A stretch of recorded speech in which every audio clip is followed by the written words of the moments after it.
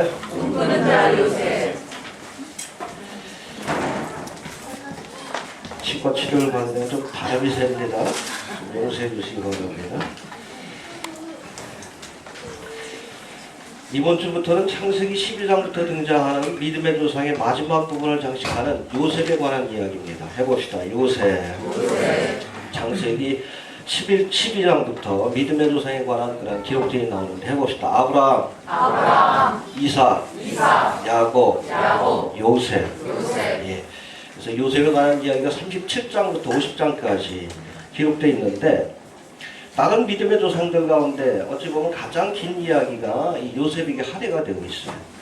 이는 그만큼 요셉이 다른 믿음의 조상들보다 훨씬 더 파란만장한 삶을 살았고 또 그가 이스라엘 민족을 위해서 너무나 중요한 사역을 감당했기 때문에 많은 부분을 할애해서 요셉에 관한 기록을 남기고 있는 것입니다. 요셉은 특별히 다니엘과 함께 구약의 인물들 가운데 흠이 없는 인물로 알려져 있습니다. 우리 다윗도 흠이 있고 모세도 흠이 있고 위대하다는 믿음의 사람들도 한두 가지씩 흠 잡을 만한 그런 좀 부끄러운 기록도 있는데 요셉에게는 없어요. 다니엘도 없죠? 요백에도 없고 아무튼 그런 흠이 없는 인물 가운데 한 사람이 바로 요셉으로 그렇게 알려지고 있어요. 특별히 요셉은 그가 겪은 고난을 통해 이스라엘을 구원하는 그런 사명을 감당한 어찌 보면 예수님의 대속의 사역을 예표하는 인물이기도 합니다. 그래서 이 요셉은 특별히 예수님을 예표하는 구약의 인물 가운데 하나이다 라고 보시면 됩니다. 여러분, 이 아브라함의 믿음을 우리가 특징 있는 것은 제단의 믿음이라고 합니다. 해봅시다. 아브라함은 제단의 믿음이다. 창세기 12장부터 기록되어 있는 아브라함의 행적을 보면 가는 곳마다 뭘 했어요? 제단을 쌓았어요. 우리도 가는 곳마다 제단을 쌓아야 합니다. 제단이 중심이 되는 신앙이 되어야 돼요. 알겠습니까? 예. 그러면 이삭의 믿음의 특징은 뭡니까? 순종이에요. 순종. 어떻게 순종했어요? 죽기까지. 모리아 산상에서 이 아브라함이 시험하실 때에 독자 이삭을 바치라 했습니다. 그때 여러분 이 모리아 산상에서 아브라함은 아들 이삭을 바치는 믿음의 시험을 통과했지만 이삭은 자신의 목숨을 내놓는 어찌 보면 아버지의 명령과 하나님의 말씀에 죽기까지 순종했어요. 여러분 이게 믿음이에요. 순종하시길 바랍니다. 어디까지? 죽으라 하시면 죽어야 하는 것이 그게 믿음이에요. 순교가 별겁니까? 하나님이 죽으라 하면 그냥 죽는 거예요. 그게 믿음이지. 그래서 여러분 믿음의 조상들 가운데 이삭의 삶이 가장 평탄해. 왜? 순종하니까. 야곱의 삶에는 고난이 많아요. 왜? 자기 고집대로 살려고 하니까. 순종하시길 바랍니다. 하나님의 말씀에 순종해야 합니다. 이에 반해 야곱의 믿음을 특징짓는 것은 투쟁입니다. 그야말로 예수님께서 천국은 침노하는 자의 것이다 라고 말씀하셨는데 아마 여기에 가장 어울리는 인물이 바로 야곱이 아닌가 그런 생각이 좀 듭니다. 해봅시다. 천국은 침노하는 자의 것이다. 그렇죠? 하나님의 나라를 얻기 위해서 하나님의 은총과 축복을 얻기 위해서 투쟁하는 삶을 살았던 삶, 그것이 바로 야곱의 삶이었어요. 이삭의 둘째 아들로 태어났지만 형 에서를 속이고 아버지 이삭을 속여서라도 장자의 축복을 받기 위해서 애썼습니다. 할렐루야. 또 사랑하는 여자 라헬을 얻기 위해서 그쵸 7년을 주일과 같이 따지고 보면 14년의 세월을 그야말로 청춘을 맞춰가지고 여인을 얻기 위해서 자신의 모든 삶을 던졌던 사람이에요.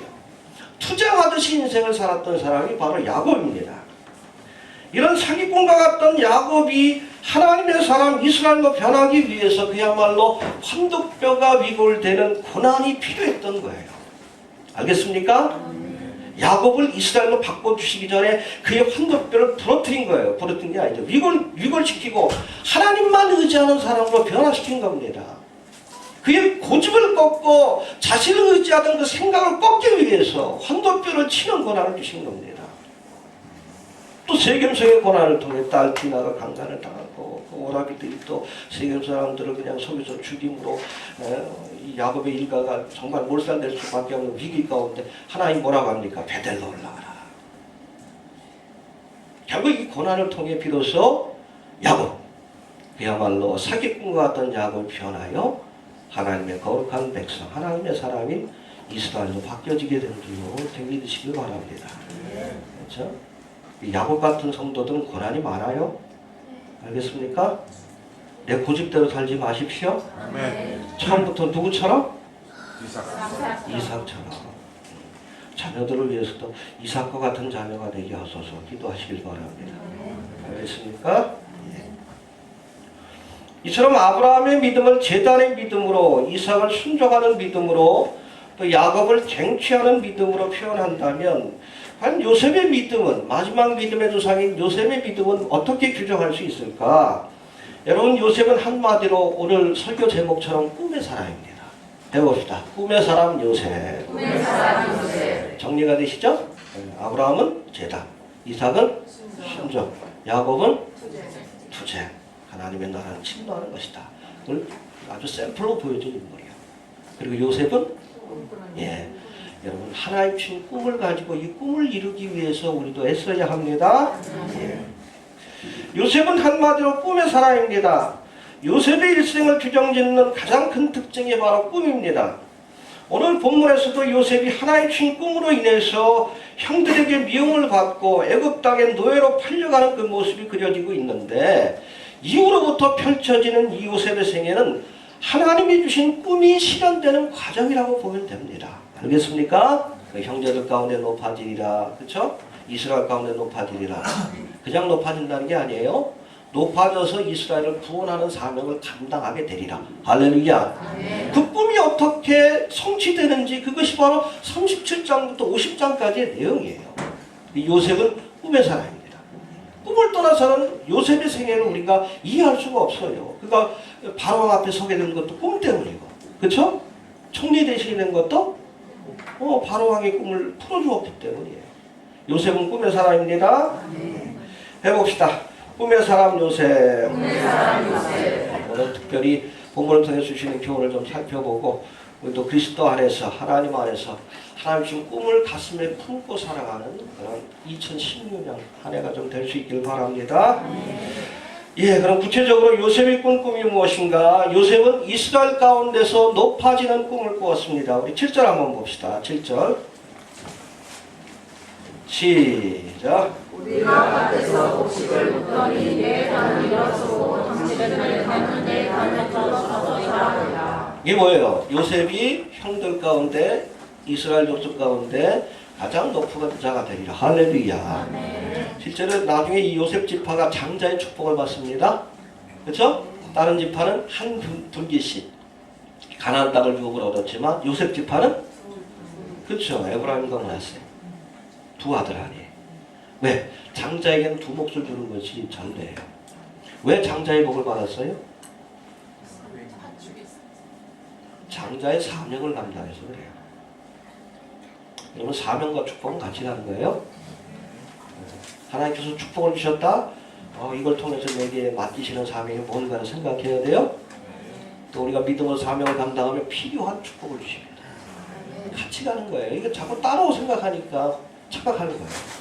요셉이 장자의 사명을 감당했기 때문에 결국에는 요셉 지파에게 장자의 축복이 이어지게 된 겁니다. 할렐루야.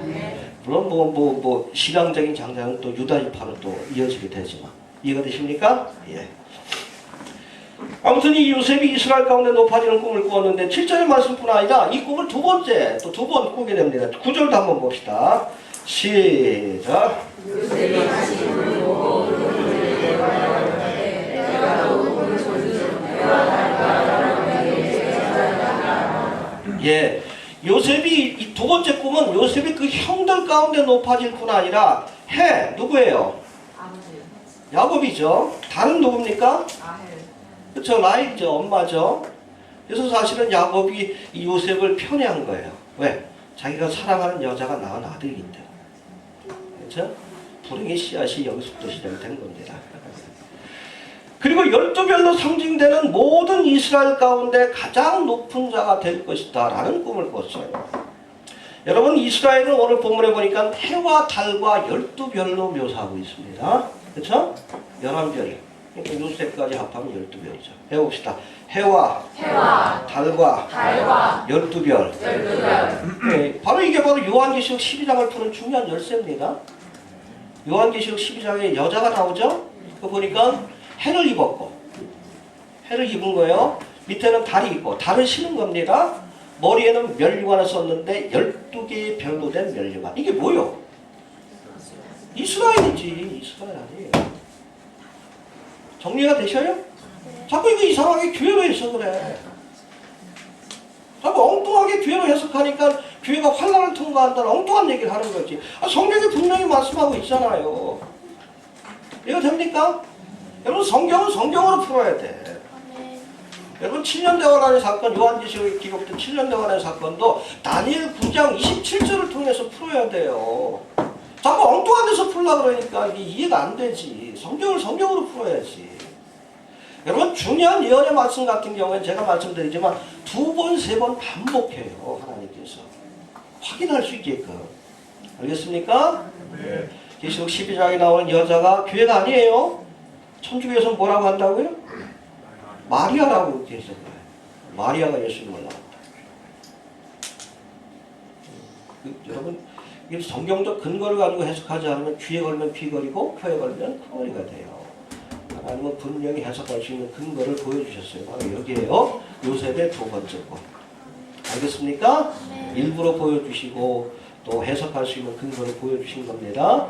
그게 바로 이스라엘이에요. 그래서 이스라엘 가운데 가장 높은 자가 될 것이다 라는 꿈을 보여주신 거예요. 할렐루야. 네. 예. 여하튼 평소 아버지 야곱이 라헬의 소생인 요셉을 편애한지라 가뜩이나 미운 털이 박혀있던 이 요셉이 이제 그가 형제들 가운데 높아질 것이라는 꿈 이야기를 하니까 형들이 이런 요셉을 더 미워하게 된 겁니다. 그렇죠? 가만히 있어도 미운데 응? 그런 꿈까지 이야기하니까 얼마나 믿겠어요. 그러니까 죽이려고 작정한 거지. 요셉의 꿈은 그가 형제들 더 나아가 이스라엘 가운데 높아질 것이다 라는 꿈입니다. 훗날 요셉이 애굽의 총리 대신이 되어서 그의 형제들을 만날 때 바로 이 꿈이 실현되게 됩니다. 할렐루야.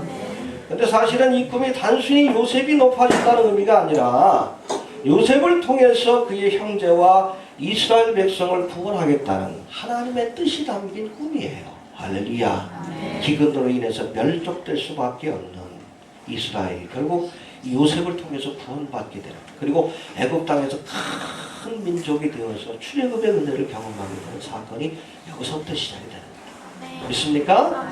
하나님의 경륜 속에 시작된 겁니다. 여튼 이 요셉의 일생은 바로 하나님이 주신 이 꿈을 이루는 과정이다 라고 보시면 됩니다. 이해가 되십니까? 요셉은 그를 통해서 이스라엘 백성이 구원받는 꿈을 꾸었고 그 꿈을 이루기 위해서 역정의 세월을 보내야 했습니다. 예수님께서도 인류를 구원하는 꿈을 가지고 이 땅에 오셨고 십자가에서 바로 이 꿈을 이루셨습니다. 할렐루야. 여러분 사도행전 2장에 보니까 말세에 내가 성령을 부어주리니, 그렇죠? 너희 자녀들은 예언할 것이요 젊은이는 환상을 보고 늙은이는 꿈을 꾸리라. 할렐루야. 요엘서에 있는 말씀을 인용한 거예요. 해봅시다. 성령이 임하면 젊은이는 환상을 보고 늙은이들은 꿈을 꾸리라. 예, 꿈을 가지고 살아야 합니다. 요셉이 그를 통해 이스라엘을 구원하는 꿈을 가지고 살았듯이 그 꿈을 이루기 위해서 고난을 감수했듯이 하나님이 우리에게 주시는 꿈이 있습니다. 알겠습니까? 그 꿈을 가지고 좀 살아갈 수 있게 되길 바랍니다. 알겠습니까? 두 번째, 요셉은 꿈 때문에 많은 고초를 겪었다라고 오늘 성경은 말씀하고 있습니다. 5절 한번 다시 봅시다. 5절 시작.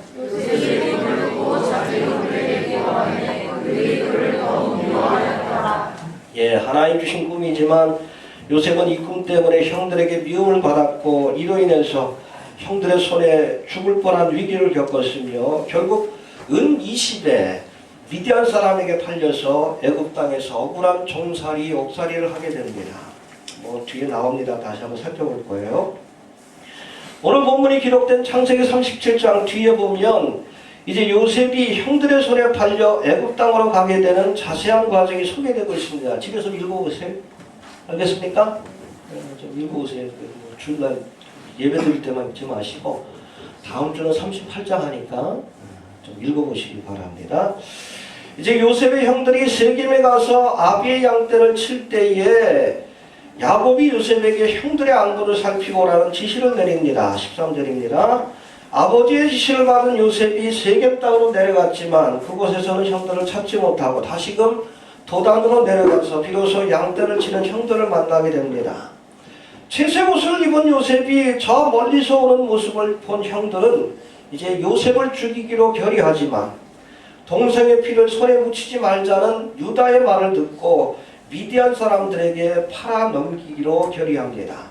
결국 이렇게 요셉은 은 20에 미디안 사람들에게 팔려서 애굽 땅까지 가게 되고 형들은 요셉이 입고 있던 옷, 채색 옷에 피를 묻혀서 마치 요셉이 들판에서 사나운 짐승에게 희생된 것처럼 아버지 야곱을 속이게 됩니다. 여러분, 이처럼 요셉은 하나님 주신 꿈 때문에 형들에게 미움을 받고 17세라고 하는 어린 나이에 애굽 땅으로 팔려가서 억울한 종살이, 옥살이를 하게 되었다는 것을 우리가 알아야 합니다. 하나님 우리에게 꿈을 주십니다. 비전을 주시고 꿈을 통해서 우리가 해야 할 일들을 알려주십니다. 그러나 여러분, 하나님 주신 꿈을 이루는 과정이 그렇게 쉽지만은 않다는 것을 기억하시길 바랍니다. 희생을 각오해야 된다는 거예요. 이해가 됩니까? 요셉은 하나님 주신 꿈 때문에 애굽 땅에서 13년 동안이나 억울한 종살이, 옥살이를 해야 했습니다. 모세는 출애굽의 대명을 받기까지, 사실 모세는 태어나는 순간부터 이스라엘 백성을 구원하기 위해 하나님께서 택한 자예요. 이름이 뭐예요? 물에서 나옵니다. 이스라엘 백성들을 구원한다는 뜻입니다. 이름 자체가 그런 뜻이요. 근데 이 사명을 받기까지 바로의 궁전에서 40년 동안 훈련을 받아야 했고 미디안 광야에서 40년 동안 연단을 받아야 했어요. 하나님 주신 사명과 꿈을 이룬다는 것이 쉬운 일이 아니에요. 이해가 됩니까? 예수님의 12 제자들도 예루살렘과 온 유대와 사마리아와 땅끝까지 이르러 내 증인이 되라 하신 그 주님의 명령을 준행하기 위해 대가를 치루었습니다. 모두가 다 순교길을 갔어요. 목숨을 내놨어요. 그래서 여러분, 헬라어에 마르투스라고 되어 있는데 증인이, 이 증인이라는 단어에서 마터라는 단어가 나왔어요. 순교자. 목숨 걸고 예수를 전하는 자가 증인이에요. 증인되라. 가볍게 여기면 안 됩니다. 복음 전파를 위해 목숨을 내걸, 희생을 각오할 각오가 있으면 증인되라는 말씀을 함부로 생각하면 안 됩니다. 이해가 되십니까? 주의 재림이 임박한 마지막 시대를 사는 우리에게도 하나의 주신 꿈과 사명이 있습니다. 이 땅에 잠자는 영혼들을 일깨우고 교회들이 변화되어 새롭게 되는 꿈을 우리가 가져야 합니다. 포기하지 맙시다. 알겠습니까? 이빨 빠지기 전에 주님 오셨으면 했는데 치료받기 하시는 거 보니까 조금 늦춰질 것 같기도 하고. 제가 좀 화요일인가요? 갑자기 미락에서 어떤 분이 오셨어요. 이 양반 또 설교 들으실 겁니다. 갑자기 목사님한테 헌금을 좀 드리고 싶다고 해서 오셨더라고. 부랴부랴 왔더니 꽤 큰 돈을 갖고 오셨어요. 꽤 큰 돈. 문서선교비를 좀 드릴까 했더니 아니 목사님 쓰시라고 하더라고요. 그날 저녁에 이가 빠지더라고요. 순종해야지. 치과 오기 싫은 거예요. 어떻게. 딱 보니까 계산하고 보니까 딱 그게 나오더라고요. 그 돈이 나와서. 하기 싫어도 이럴 때가 있어요. 밀어붙일 때 순종해야 돼. 사모하고 웃으면서 그래서 조금 늦춰질 것 같기도 하네. 여하튼 마지막까지 우리가 사명을 감당해야 합니다. 알겠습니까? 꿈을 가집시다. 이 땅의 교회들이 변화되고 너무 몰라. 너무 깨어나야 되는데 그렇죠? 답답하잖아요. 아주 급박하게 돌아가는데, 그렇죠? 벤치 시스템으로 급박하게 돌아가고 있고, 전 세계적인 기독교에 대한 핍박이 있고, 이슬람 세력들로 인해서 많은 어려움들과 환난들이 찾아오는데도 또 중동의 상태도 심각하게 돌아가고 있고, 그렇죠? 연초부터 주가가 뚝뚝 떨어지기 시작하죠. 중국발 위기라고 했는데 이랬던 적이 한 번도 없대요. 전 세계적으로. 연초부터 이렇게. 이미 경제 위기가 시작됐다는 얘기를 합니다. 근데 아직도 잠자고 있어요. 이 땅의 교회들이. 정신을 차려야 합니다. 어떤 한국교회가 변화되는 꿈을 가집시다. 이 꿈을 이루기 위해서 우리가 대가를 치를 준비를 해야 합니다. 주님의 꿈을 이룬다는 것이 쉽지는 않아요. 고난을 각오할 수 있게 되길 바랍니다. 세 번째, 요셉의 꿈을 형들은 무시했지만 오늘 성경에 보니까 야곱은 마음에 두었다. 할렐루야. 아멘. 이게 중요한 말씀이에요. 스쳐 지나갈 수 있는 말씀이긴 하지만 10절 11절 한번 봅시다. 시작. 그가 꿈으로 그에게 구하되 아들을 주고 그에게 이르되 너의 꿈이 무엇이냐 나와 내 모와 내 형제들이 상으로 가서 아이들에게 전하느냐 그 영혼을 지시하되 그 아비는 그 말을 마음에 두었더라. 할렐루야. 해봅시다. 그 말을 마음에 두었다. 마음에 두었더라. 하나님의 말씀은 마음에 둬야 돼. 껄렁껄렁해도 그래도 믿음의 조상이에요. 알겠습니까? 요셉이 꿈 이야기를 했을 때 요셉의 형들은 이 꿈을 무시하고 또 시기했지만 또 불쾌하게 여겼지만 믿음의 사람 야곱은 함부로 꿈 이야기를 하는 요셉을 나무라면서도 그렇죠? 나무랬어요. 왜? 함부로 얘기하니까.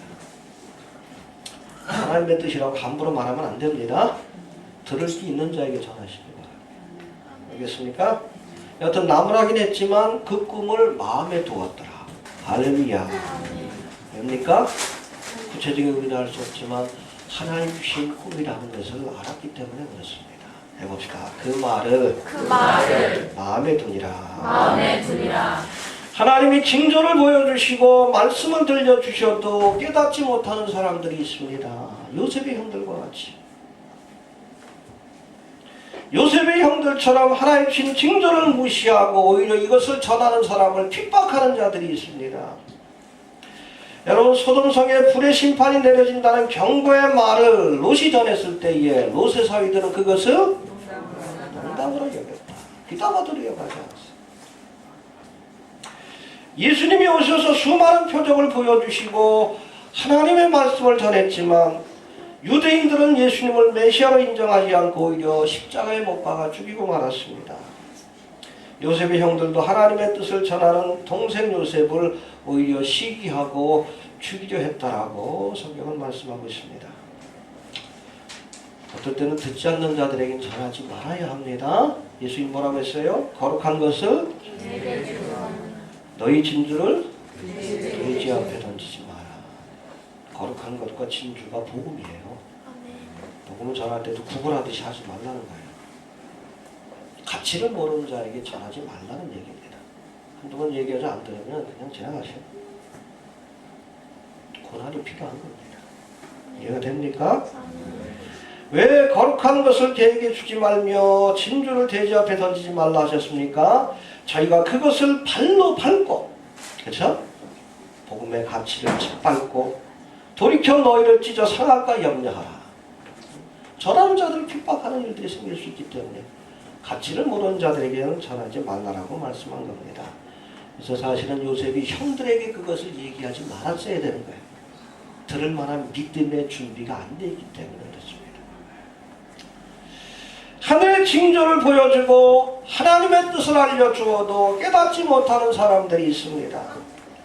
초림의 때와 마찬가지로 예수님의 재림이 임박한 지금도 하나님은 여러 가지 시대의 징조들과 또 하나님의 사역자들을 통해 지금이 마지막 때임을 알려주고 계십니다. 전하고 계십니다. 그런데 많은 사람들이 요셉의 형들처럼 이 징조를 무시합니다. 롯의 사위들처럼 농담으로 여깁니다. 야곱과 같이 그 말을 마음에 두는 자들이 많지 않다는 거예요. 징조가 없는 것이 아니라 우리가 들으려 하지 않기 때문에 문제가 되는 겁니다. 여러분, 주께서 주시는 경고를 가볍게 여기지 말고 그 말을 마음에 두시길 바랍니다. 알겠습니까? 하나님의 경고의 말씀을 마음에 두시길 바랍니다. 네 번째, 꿈을 방해하는 자들의 손에 의해 오히려 요셉의 꿈이 이루어지는 아주 놀라운 하나님의 경륜을 또한 우리가 보게 되는 것을 살펴보게 됩니다. 우리 18절부터 한번 볼까요? 뒷부분에 18절부터 20절까지 시작. 요셉이 그들에게 가까이 오기 전에 그들이 요셉을 멀리서 보고 죽이기를 위하여 서로 이르되 누구는 자가 오는구나. 자, 그를 죽여 한 구덩이에 던지고 우리가 말하기를 하나님 분이 그를 잡아먹었다 하자. 그 꿈이 어떻게 되는 것을 우리가 볼 것이라 하는지라. 아멘. 꿈 이야기로 인해 요셉을 더욱 미워하게 된 형들이 안부를 물으러 요셉을 잡아 미디안 사람에게 팔아넘깁니다. 그런데 그렇게 팔려간 요셉은 애굽의 시위대장 보디발의 집에서 종살이를 시작하게 됩니다. 보디발의 집에서 종살이를 하던 요셉은 보디발의 아내의 미혹을 뿌리쳤다가 또 억울하게 누명을 쓰고 시위대 감옥에 갇히게 됩니다. 그렇죠? 종살이도 억울한데 이번에는 억울한 옥살이를 하게 되는 거예요. 그리고 그곳에서 왕의 술 맡은 관원과 빵 굽는 관원의 꿈을 해석해 주므로 훗날 바로왕 앞에 서게 되었고, 할렐루야. 또다시 바로의 꿈을 해석해 주므로, 그렇죠? 앞으로 7년 풍년 뒤에 기근이 있을 것이다. 그 꿈을 해석해 주므로 약관 30세의 나이에 1인지상 만인지하 제상의 자리에 오르게 되는 놀라운 은혜를 경험하게 됩니다. 할렐루야. 이렇듯 애굽의 총리 대신이 된 요셉은 훗날 기근으로 인해서 양식을 구하러 온 그의 형제들을 다시 만나게 됩니다. 형들은 애굽의 총리 대신이 된 요셉에게 절하며 양식을 구합니다. 형들의 곡식단들이 나의 곡식단 앞에 절하였다라는 요셉의 꿈이 실현되는 순간이에요. 할렐루야. 문자력으로 실현됐어요. 형들은 요셉의 꿈을 망쳐놓기 위해서 그는 미디안 사람에게 종으로 팔아넘겼지만 그걸 알아야 돼요. 우리가 이 요셉을 해하면 팔아넘기면 그의 꿈이 어떻게 되는지 우리가 보자. 근데 오히려 그 일을 통해서 요셉의 꿈이 실현되기 시작합니다. 할렐루야. 아멘. 아이러니죠? 이게 하나님의 경륜입니다. 있습니까? 아멘. 우리가 알거니와 하나님을 사랑하는 자 곧 그 뜻대로 부르심을 입은 자들에게는 모든 것이 합력하여 선을 이룬다라고 말씀합니다. 인간적인 실패 같지만 때로는 이것이 하나님의 경륜을 이루는 도구가 되기도 한다는 겁니다. 알겠습니까? 그래서 내가 성공하고 실패하는 건 하나님 앞에 중요한 게 아니에요. 하나님의 뜻이면 실패하십시오. 하나님의 뜻이면 우리가 낮아지시길 바랍니다. 그게 중요한 게 아니에요. 높아지든 낮아지든 내가 성공하든 실패하든 하나님의 뜻이 이루어지는 것이 중요한 거예요. 이해됩니까? 가치관이 바뀌어야 돼요. 자꾸 헷갈리니까 자꾸 세속적인 것을 넘어가고 형통복음에 넘어가고 합력하여 성을 이룰 줄로 그렇게 믿습니다.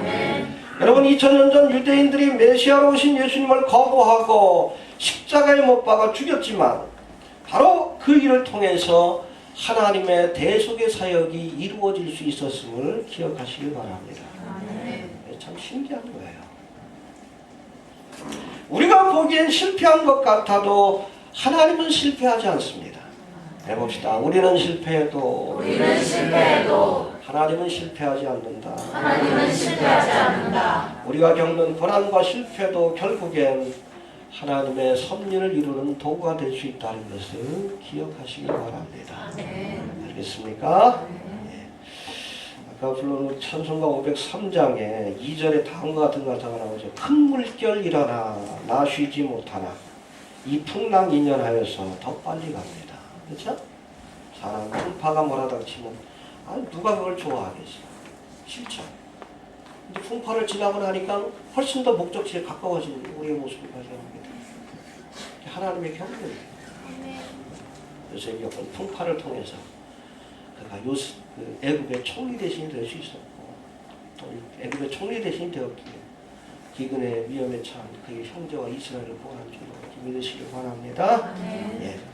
고난은 피하고 싶은 것이지만 오히려 이 고난이 하나님의 뜻을 이루는 첩경이 되기도 합니다. 알겠습니까? 다섯 번째 마지막입니다. 요셉은 은 20에 팔려가 애굽 땅에서 고난을 겪었지만 결국 요셉이 겪은 고난을 통해서 이스라엘이 구원을 받는 역사가 나타납니다. 미디안 사람들에게 팔려갈 때 은 20에 팔렸다는 말씀이 있어요. 참 흥미로운 말씀이에요. 우리 28절 한번 볼까요? 시작.